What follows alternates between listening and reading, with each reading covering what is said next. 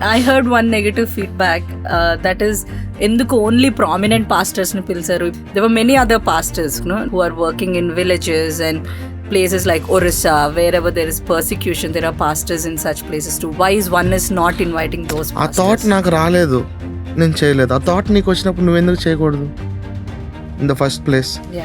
నాకు వచ్చిన థాట్ వేరే వచ్చింది, వేరే కాన్సెప్ట్, వీడియో కదా ఇది. నాకు థాట్ వచ్చింది, నేను చేశాను. నీకు అలా చేయాలనిపించిన థాట్ మీకు వచ్చినప్పుడు మీరు ఏం చేయాలి? నాకు చెప్పకూడదు, మీరు చేయాలి. ఎందుకంటే చాలా వీడియోస్ ఉన్నాయి. ఇప్పుడు రాజమండ్రిలో చాలామంది పాస్టర్స్ ఉన్నారు, వైజాగ్లో చాలామంది పాస్టర్స్ ఉన్నారు, ప్రతి ప్లేస్లో పాస్టర్స్ ఉన్నారు. అంటే నేను ఒక్కడనే చేయాలా? అది అందరికీ బాధ్యత ఉన్నప్పుడు ఏదో ఒకటి చేయొచ్చు. It's the first thing. రెండో థింగ్ ఏంటంటే ఇట్స్ అ కాన్సెప్టల్ వీడియో. నేను కృపామైడ్ అని ఒక సాంగ్ చేశాను. Okay, that's a concept. And song start చేసిందే కృపామైడ్ సాంగ్ నుంచి. నేను కెమెరా పర్సన్ కాదు, కెమెరా ఫోబియా ఉంది నాకు. కెమెరా అంటే భయం. ఈవెన్ లాక్డౌన్లో కూడా లైవ్ పెట్టలే నేను. కెమెరాని ఫేస్ చేయాల్సి వస్తుందని. కెమెరా ఇప్పుడు అంతే, ఫోటోగ్రాఫ్ పెట్టి ఇట్లా ఫోటో అంటే లాంటి బిగిసిపోతాను నేను. నా చిన్నప్పుడు కూడా కళ్ళు ఆరిపోద్దన్నారని మెల్లకని ఇలా పెట్టి ఇలా చూసేవాడిని.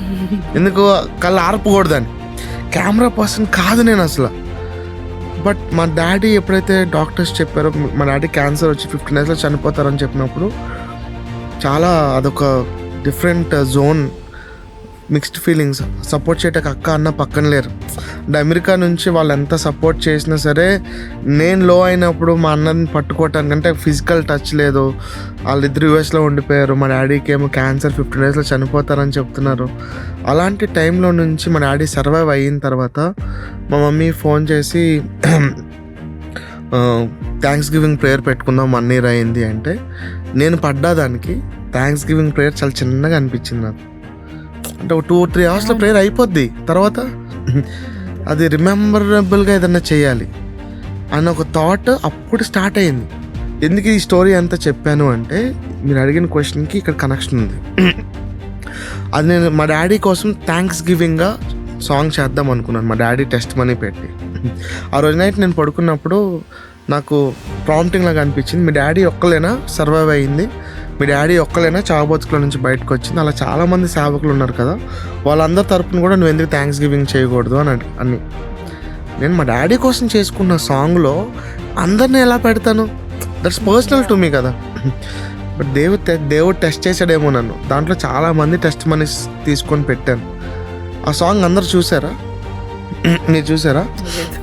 మరి దాంట్లో చాలామంది పాస్టర్స్ ఉన్నారు.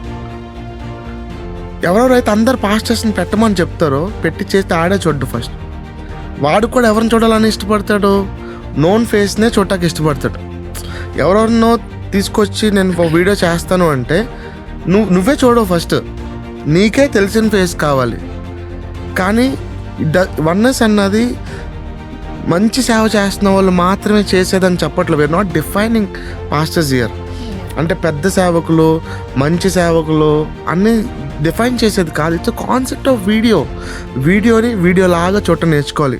దాన్ని వేరే దానికి లింక్ చేయకూడదు. సో మారుమూల గ్రామంలో సేవకులు ఉన్నారు, వాళ్ళని ఎక్నాలెడ్జ్ చేయట్లేదు అంటే నేను కాదు వాళ్ళని సేవకు పిలిచింది, దేవుడు పిలిచాడు. దేవుడు అందరికీ రుణం ఇచ్చే దేవుడు, రుణం ఉంచుకునే దేవుడు కాదైనా. So don't define. దయచేసి పూర్ పాస్టర్స్, రిచ్ పాస్టర్స్, మారుమూల పల్లెటూరు గ్రామంలో ఉన్న పాస్టర్స్, సిటీ అని డిఫైన్ చేయొద్దు. దేవుడు ఒక్కొక్కరు ఒక్కొక్క దగ్గరికి పంపించాడు. కొంతమందిని సిటీకి పంపించాడు, కొంతమంది గ్రామానికి పంపించాడు. మీరు ఎందుకు గ్రామంలో ఉన్న పాస్టర్స్ అని డిఫైన్ చేసి తక్కువ చేసి మాట్లాడుతున్నారు? ఎవరు పంపించారు అని? అక్కడికి దేవుడు పంపించాడు. సో మీరే డిఫైన్ చేస్తున్నారు, మీరే జడ్జ్ చేస్తున్నారు, మీరే రాంగ్గా ఆలోచిస్తున్నారు. ఎవడో ఒకటి కావాలి కాబట్టి నేను దొరికాను అందరికీ. సో అందుకనే అది తీసుకొచ్చి నా నెత్తి మీద వేస్తారు. నేనేంటంటే కనీసం వాళ్ళు సాటిస్ఫై అవుతారు కదా, తిట్టుకొని ఇవ్వండి అని వదిలేస్తాను అంతే.